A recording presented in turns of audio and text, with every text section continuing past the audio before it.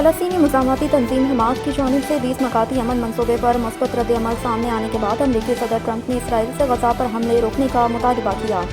بین الاقوامی خبر رساں ادارے کے مطابق صدر ٹرمپ نے اپنے ایک بیان میں کہا کہ حماس کے تازہ موقف سے ظاہر ہوتا ہے کہ وہ دیر پا امن کے لیے تیار ہیں، لہٰذا اسرائیل کو فوری طور پر غزہ پر بمباری بند کر دینی چاہیے تاکہ یرغمالیوں کی محفوظ رہائی ممکن ہو سکے۔ انہوں نے کہا کہ موجودہ صورتحال میں کسی بھی فوجی کارروائی سے انسانی جانوں کو شدید خطرہ لاحق ہے۔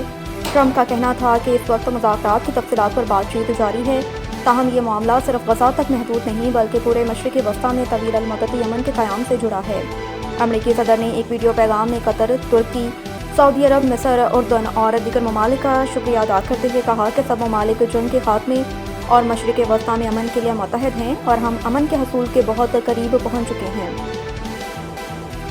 حکومتی مذاکراتی کمیٹی اور عوامی ایکشن کمیٹی کے درمیان معاہدہ طے پا گیا۔ آزاد کشمیر کے دارالحکومت مظفر آباد میں حکومتی اور عوامی ایکشن کمیٹی کے ارکان نے مشترکہ پریس کانفرنس میں معاہدہ کا اعلان کیا۔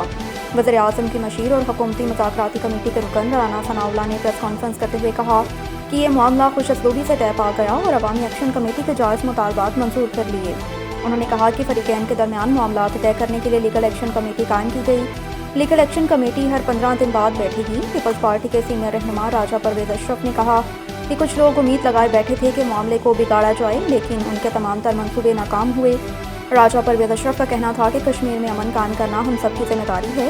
ایک کمیٹی تشکیل دی گئی اور اب کسی کو سڑکوں پر آنے کی ضرورت نہیں۔ کوئی مسئلہ یا شکایت ہو تو وہ کمیٹی کے سامنے پیش کریں۔ وفاقی وزیر برائے منصوبہ بندی حسن اقبال نے بھی جوائنٹ ایکشن کمیٹی سے معاہدے کو پاکستان، آزاد کشمیر اور جمہوریت کی جیت قرار دیا۔ حسن اقبال نے حکومتی مذاکراتی کمیٹی کی پریس کانفرنس سے قبل سوشل میڈیا پر جاری پیغام میں کہا کہ گزشتہ ہفتوں میں عوامی مسائل کے باعث ایک مشکل صورتحال پیدا ہوئی، تاہم مقامی اور قومی قیادت کی دانائی اور مکالمے کی روح نے اس بحران کو پرامن انداز میں حل کر دیا۔ وزیر اعظم شہباز شریف نے آزاد کشمیر میں مذاکراتی عمل کی کامیابی کا خیر مقدم کرتے ہوئے کہا کہ سازشیں اور افواہیں آخرکار دم توڑ گئیں۔ وزیر اعظم شہباز شریف نے مذاکراتی کمیٹی کے ارکان کو خراج تحسین پیش کرتے ہوئے کہا کہ امن کا قیام اور حالات کا معمول پر آنا خوشائن ہے۔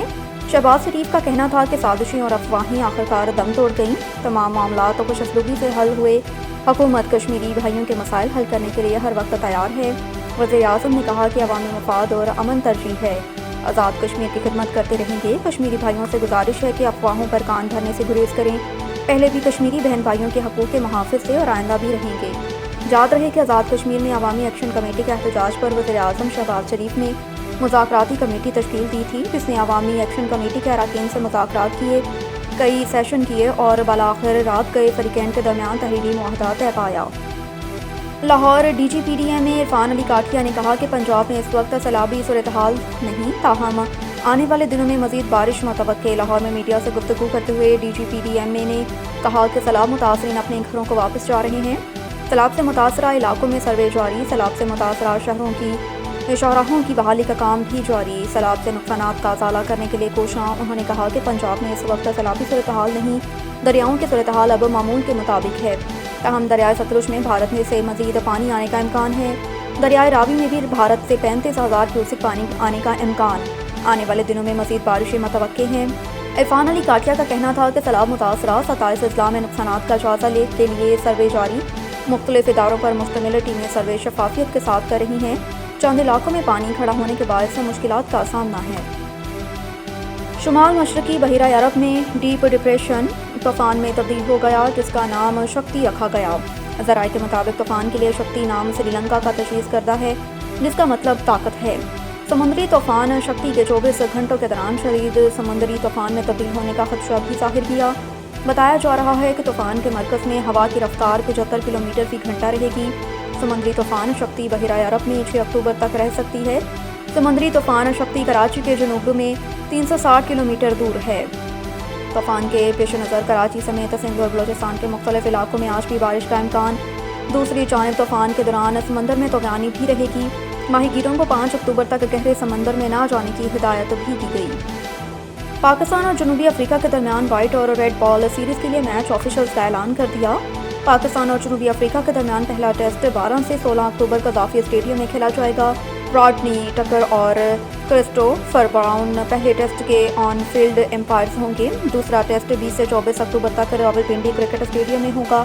جس کے لیے فیلڈ امپائر کرسٹوفر براؤن اور سائقط شرف الدولہ ہوں گے۔ پہلے ٹی20 انٹرنیشنل میچ میں محمد آصف یعقوب اور راشد ریاض آن فیلڈ امپائرز کے فرائض انجام دیں گے۔ دوسرے ٹی20 انٹرنیشنل میں محمد آصف یعقوب اور راشد ریاض آن فیلڈ امپائرز کے فرائض انجام دیں گے۔ تیسرے میچ میں راشد ریاض اور فیصل خان افریدی آن فیلڈ امپائرز ہوں گے۔ پہلے ون ڈے انٹرنیشنل میچ میں سائقط شرف الدولہ اور آصف یعقوب آن فیلڈ امپائرز کی ڈیوٹی سر انجام دیں گے، جبکہ دوسرے ون ڈے میں ایلیکس وارف اور حسن رضا آن فیلڈ امپائرز ہوں گے۔ تیسرے ون ڈے انٹرنیشنل میچ میں سائقط شرف الدولہ اور فیصل خان افریدی آن فیلڈ امپائرنگ کی ذمہ داریاں نبھائیں گے۔ ون ڈے سیریز کے تینوں میچز اقبال اسٹیڈیم فیصل آباد میں کھیلے جائیں گے۔